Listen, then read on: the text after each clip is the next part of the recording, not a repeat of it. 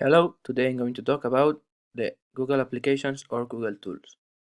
The first one is our account of Google, and if you click it, it appears all the information of your account, and there you can change your settings of your account of Google.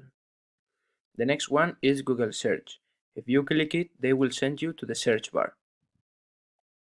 The third one is Maps, that if you click, you will be redirected to Google Maps, an interactive map. The next one is YouTube. This is the most famous video platform on internet. It allows you to upload what you want and you can search almost everything. Next to YouTube, we can see Google Play, the official store of Google. You can download apps, films, music, etc. The next one is News. That is a good website to search for any new or get informed about the world when you want. This is Gmail. It's the best email web around the world. There you can see the emails that people send to you. The next one is Contacts. If you have your contacts shared with Google, you click in Contacts and you can see all the information that you have about your contacts. Then comes Google Drive. It is a cloud storage that allows you to save 15 gigabytes for free.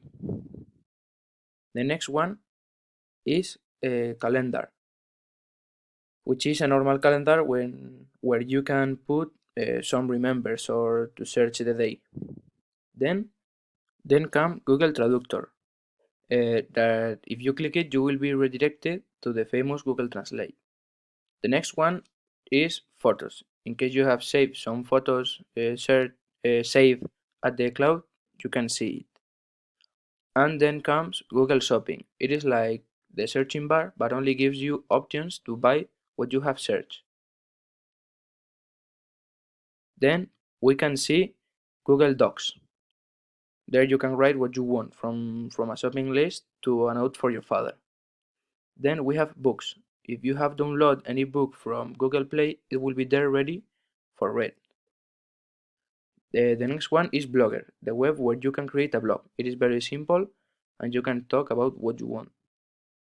The next one is Duo, a Google application to make video calls. And after Duo comes Hangouts, which is a Google application to chat with people. The next one is Google Keep, that is a site to write short notes. Then we can see Jamboard.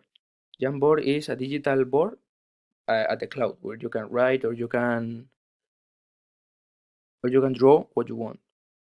Then the next one is Classroom. It was created to make digital classrooms where the teacher uploads some exercises and the student asks questions. And the final one is Google Earth. It is like Google Maps, but you can see every place on the Earth at the satellite view. Thanks for watching.